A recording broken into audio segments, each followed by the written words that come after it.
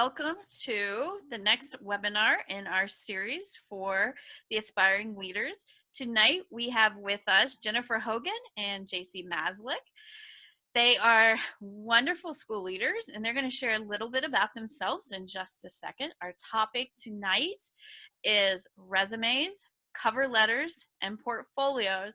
But first I want to share with everybody what we are going to do. Jennifer Hogan is offering a 21-day boot camp through Twitter, and everybody who is a live participant tonight is going to have a chance to win a raffle for the 21-day boot camp. So at the end, when we get to the questions and answers, I'm going to randomly pick a winner through the phone here, assign everybody a number. So we will announce the winner after Jennifer and Jacie present, and we have our question and answer. So Jennifer, thank you for that opportunity. I know I'm participating in the I did last summer, and I'm excited to do it again. You learn so much. So look into the 21-day boot camp, and we will be picking a winner at the end of tonight. So thank you.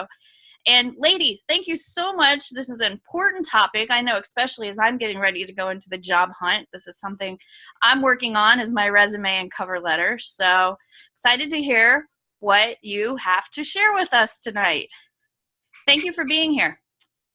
You're welcome. Hey, everybody. I'm Jennifer, and I am just thrilled to be here. This is the second webinar that I've done for the Aspiring Leaders cohort, and just love getting to share my experiences and some things that I've learned along the way in my journey. I am currently a assistant principal at Hoover High School in Alabama. My role is curriculum and technology, and so I was the 9th grade administrator for 4 years, so I dealt with discipline and attendance and grades for the entire 9th grade class, along with some other things. So currently I work mainly with teachers, with curriculum, PLCs, professional development, and those sorts of things, and this is my 24th year in education. Cool. Well, hi, everyone. My name is Jacie Maslyk. I am currently the assistant superintendent in the Hopewell Area School District. We are about 30 miles northwest of Pittsburgh. This is my 3rd year as the assistant superintendent. Prior to that, I was an elementary principal, best job in the world, for 10 years, and a classroom teacher prior to that. And this is my 21st year in education. And Jennifer and I have a lot in common in that PD and technology and curriculum are all on my plate too. So I'm excited to be here and talk with everyone. This is my first time hosting or moderating a webinar. So thank you to Jodie for having us. Absolutely. And so as we get started, I want to remind everyone that down below, if you'll move your mouse, there's a chat button. And so make sure that you click that chat button, and a column will appear on the side of your screen, and you will see people chatting throughout the webinar. And so if you have any questions or comments or anything like that, be sure to put it up there and we will get your questions answered. So without further ado, let's get started. I love talking about this topic because it is one of the key pieces to getting that job. And so this cohort is for aspiring leaders. This is all of you who want to be an administrator.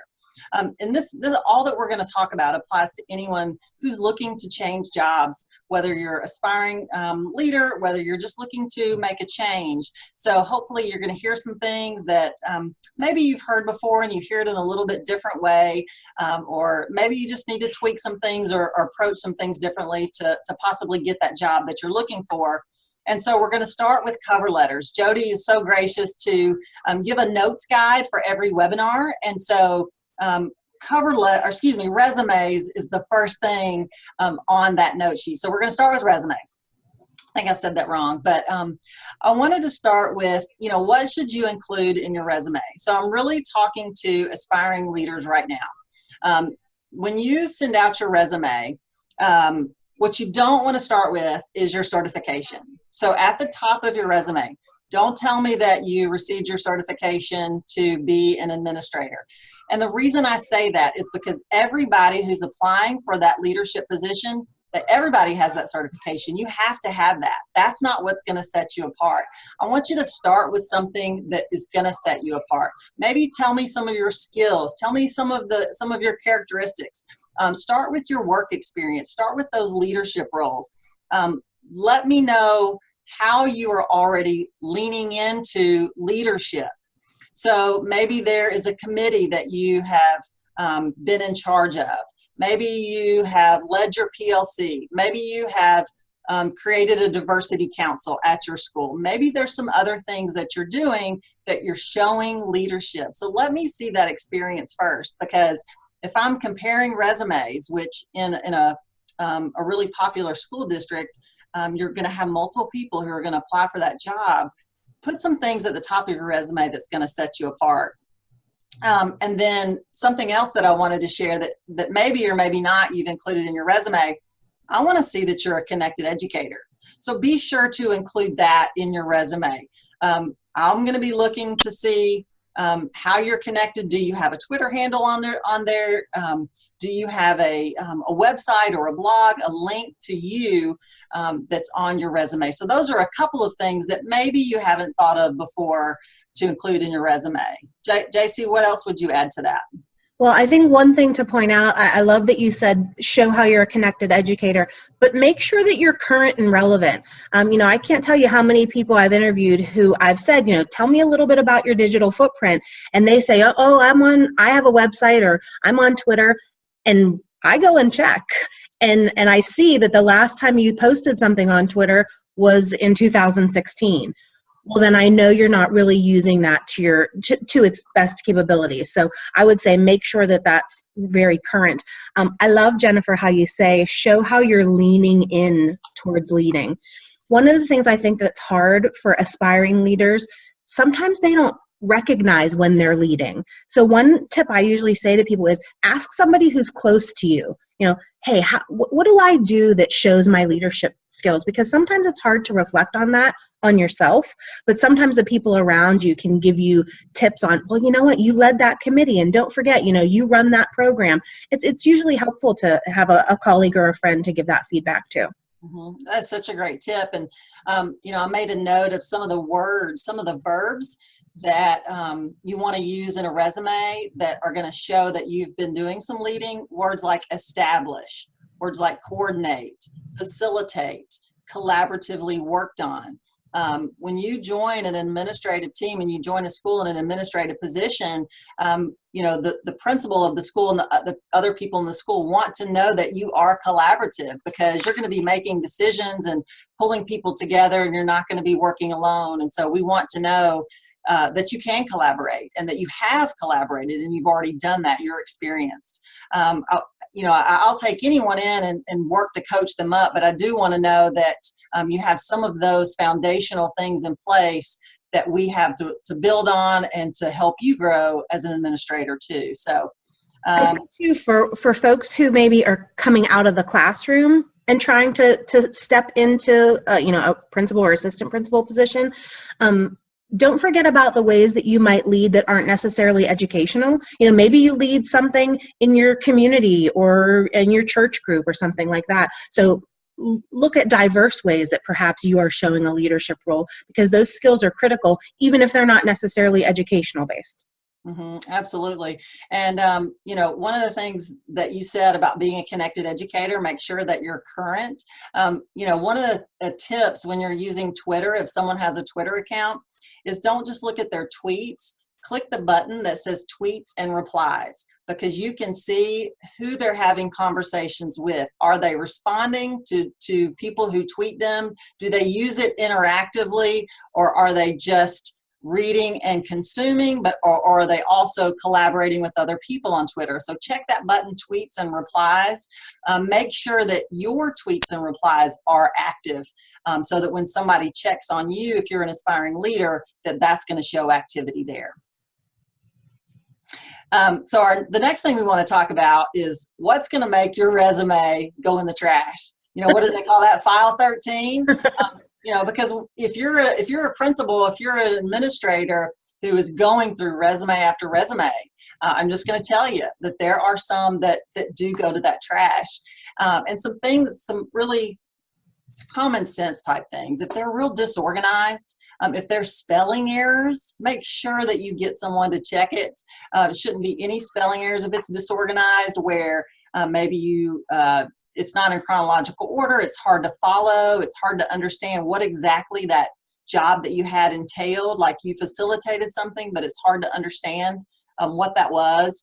I think those are some things that will automatically, get you out of the potential for that job. Agreed. I think I can't tell you how many resumes and cover letters have been in front of me with spelling errors or wrong names or titles or anything like that. And it just makes you think twice about, was this person really careful in their application process?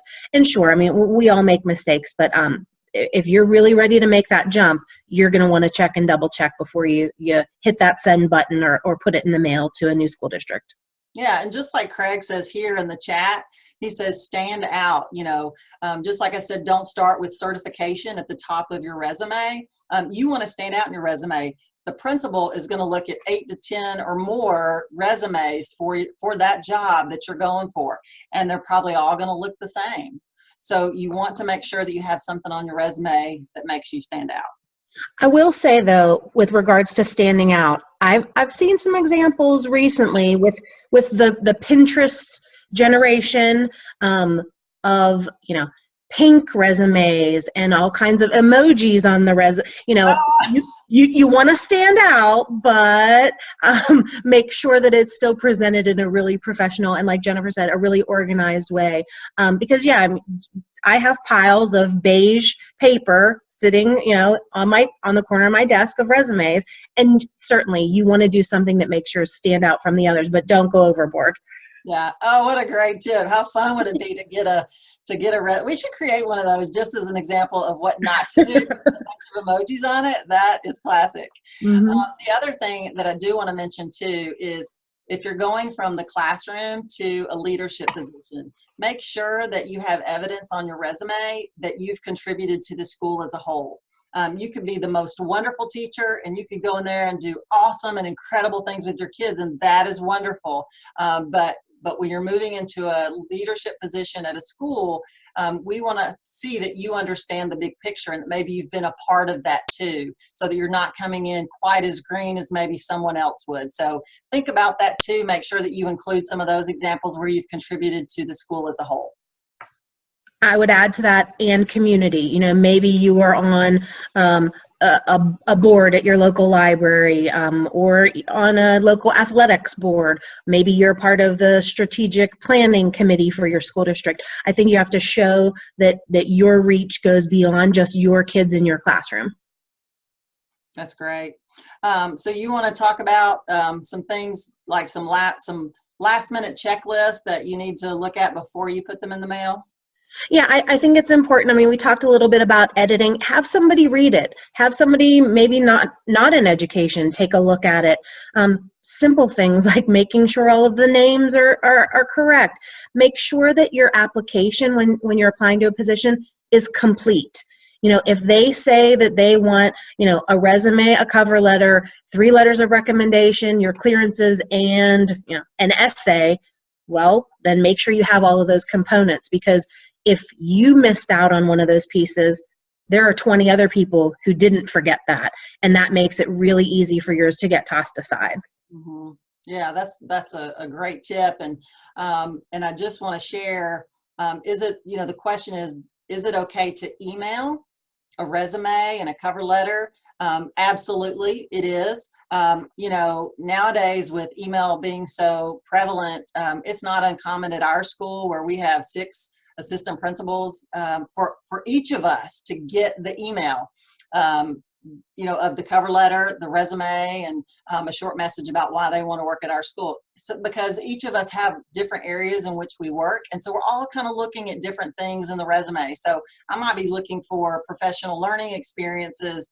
and connectedness, and somebody else may be looking at some other experiences that they've had with some other committees or discipline or things like that. So it is okay too to email the entire administrative team with your information. But I'll also say this too, a lot of emails come through. There's nothing like walking in and meeting the secretary and introducing yourself and dropping off a hard copy of your resume just to put a face there so they can see your warm and inviting smile along with your resume when they read it. I think that goes a long way. I've had a lot of people who have emailed their information and then a couple days later, showed up at central office and said, hey, I want to introduce myself. I want to make sure that, my application is complete. And I'll be honest, I'm going to remember that person, 10 times over compared to the others that are in that pile. So if you have that ability to stop in and make a personal connection, I think that's huge. Yeah, absolutely. And so as we transition to talk about cover letters that would accompany the resume, we're going to address the questions, some of the must-haves in the cover letter. And so, and I would just say some of the must-haves are, don't repeat what's in the resume. Don't just, regurgitate what's there, and don't bury the lead. Just like on your resume, don't start with your certification. Tell me right away why you want to work at my school. Let me know. Draw me in. If you want to work at my school and you feel like you're a good fit, it's going to make me think, maybe I need to talk to this person. Maybe I need to interview this person. Maybe I need to see what's going on and why that person thinks they would be such a good fit. But don't just make it a impersonal letter that regurgitates what's in your resume. Jacie?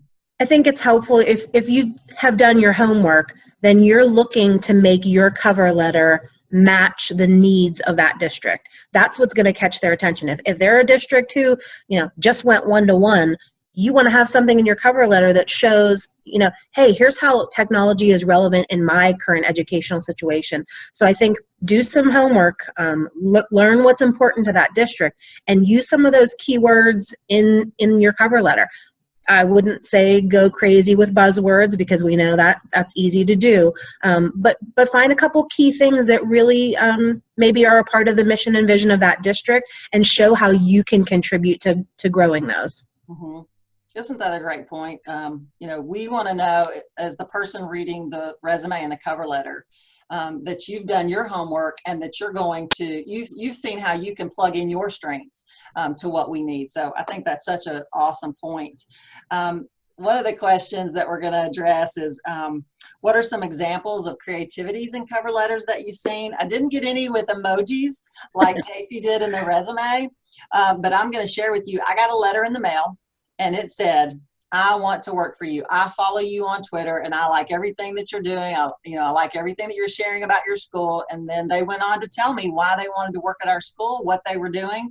It was so impressive that she got an interview. That cover letter is what got her the interview. Now she got herself the job and she's been working here since then and she's an amazing teacher. But it was that cover letter that got her in the door. So I just thought that was really cool to say, I want to work for you. I follow you on Twitter, and then she, mentioned some of the tweets that she had seen and some of the things that were going on at Hoover High School. And it was that was cool. I'd never gotten a letter like that. We had an interesting one. This was years ago. We had someone there, it came in the mail and their packet was hefty. And we're thinking, what in the world is in here? And when we opened the envelope, the cover letter and the resume, everything came out and there were puzzle pieces in it. And we're thinking, what in the world is this? And it was probably, 9 pieces that fit together. And my goodness, it was the girl's face. Like her saying, here I am, and I want to come and work for your school district. And I kind of thought, okay, is that a little bit corny? But it made us all remember her name. So when we're going through all these applications, we're like, you know what? That was unique, and I at least want to talk to her. And same, it got our first round interview because it was interesting. So think about ways that you can catch their attention. That's really cool. I'll tell you too, being at the high school level, a lot of teachers really love their content. And I got a cover letter one time from a guy who was applying for a science position. And I'm just going to tell you, it read like how a scientist would write. It was very, or maybe an engineer. It was very formal, had big words in it, very, I don't know, maybe it looked like it was being written for the newspaper or something, but it just seemed really cold. And it made me wonder, can this teacher get to the level and break down complex information so that kids can understand it? And I didn't know this teacher. I didn't know anything about his teaching. I just knew what was in his cover letter. But the language that he used was so formal and businesslike, it made it cold, and it made me he seemed unrelatable. So be careful about that too. While you want to be professional, you also want to show some warmth, and you just want to be authentic so that you come through, because everybody's looking for a certain thing. It's like putting actors into a play. It doesn't mean anything against you if you're not selected. It just means you weren't quite what they had in mind when they were making their selection. So they've got to put all these puzzle pieces together. I think that's a good point. And I think that's why I say always have somebody else read it over. Let's use that as an example. So this very scientific, fellow is submitting his cover letter. Well, perhaps if he had shared that with somebody else, they might have read through and gone, well, I'm not sure that this is the vibe you want to give off.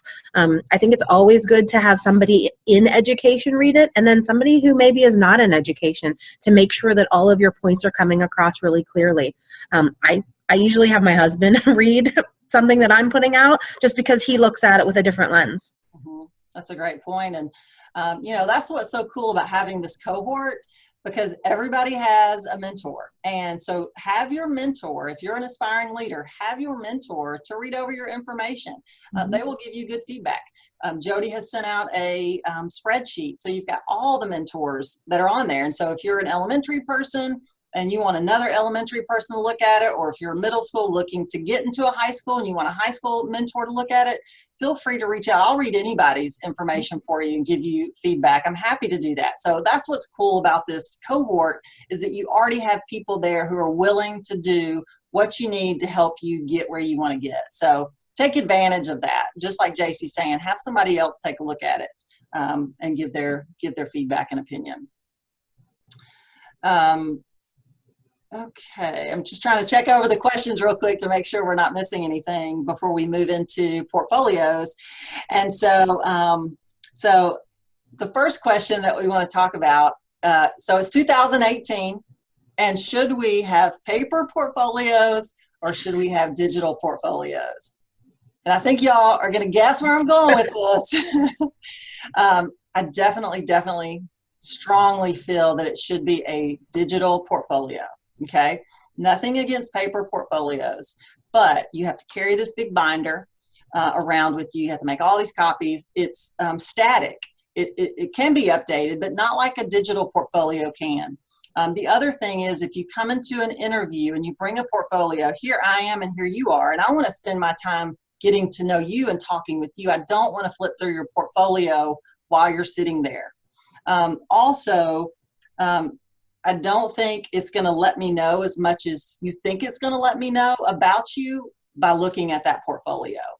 And so I want to give it back because you spent a lot of time and money on it. So I want to give it back to you so you can take it with me. So I highly recommend, if you do want to create a portfolio, to do it digitally and put your link on your resume. You can put a little notation near the top of your resume that says something like, for more information, please see my portfolio at. And you can use bit.ly, a link shortener, to customize your link. So it can be a bit.ly link that might say bit.ly and then your name or your last name and the word portfolio, something like that at the top of your resume. Or if you create your portfolio, if you create your portfolio online and you use something like, you create a website through Weebly or Blogger or something, you buy your domain, it could be your name that's your link. So I highly recommend a digital portfolio if you're going to create one. Yeah, I certainly agree. I think it's hard when you're in an interview. I mean, when you're an aspiring leader, teacher, anything, you're nervous. And so you bring in this big portfolio with you and you think, oh, I'm going to turn to this page or I'm going to show them this. But it's really hard. I've not seen a lot of candidates really skillfully demonstrate things in their resume, or I'm sorry, in their portfolio. I think when somebody does that well, and they can answer a question and then say, oh, here, by the way, here's a photo of what I was talking about, or here's a piece of student work. It's nice to have that live and in person, but I'll tell you what I think is even better. Last summer, we interviewed some candidates for a junior high social studies position. And before the interview, so this young man knew he had an interview with us, he sent us his digital portfolio linked to our email before we met him. So I got to see all of these things before he even walked in the door, and it made me curious. I had questions that I wanted to ask him about the content that he was sharing. I was already excited about what he was showing me, and I hadn't even met him yet. And needless to say, he was the one who got the job. But I would suggest, you can certainly hand it to them either, in person when you're at the interview. But I think doing it ahead of time, that can give you a leg up. Mm-hmm. Absolutely. And if you're a connected educator, there are a lot of people that you feel like you know a lot about their philosophy, maybe some things they do in the classroom because they're writing blogs about it, they're sharing pictures. Think about those sorts of things when you create your digital portfolio. So your digital portfolio could be through live binders. It could be on Blogger. It could be WordPress. It might be Adobe Spark. It might be Google Sites. But you want to have some samples of your work. You want to have your philosophy, if you will, and those might come out through blog posts. If I could encourage you to do one thing, that's to start a blog and have that on your blog site could be your portfolio. So you've got your blog, you're writing about things you're doing in the classroom, ways you've contributed to your school, you're writing about things that are important to you, you are sharing who you are in ways that might not ever come out in an interview when you're nervous. And so then you might have a link that goes to your curriculum vitae or your resume. You might have a link to some slideshows where you've done some presentations, even for your staff. If you have not done anything like that before, ask your principal if you can do a presentation to whoever wants to come. Do it over lunch, do it before school, do it after school. Do a presentation on something that you're strong at. Maybe it's differentiation. Maybe it's working with ELL students. Maybe it's technology. Maybe it's classroom management. So create the slide deck and put it on your blog site. Put it in your portfolio. You've got tangible evidence of how you can help to lead and move a mission in a school as part of an administrative team. So there's several ways that you can create this. You find a platform that you're comfortable with, and you put everything there. And again, just like we said with your resume, make sure that it's organized. It's easy to find information there. We're going to Google you. I just want you to know we're going to Google you.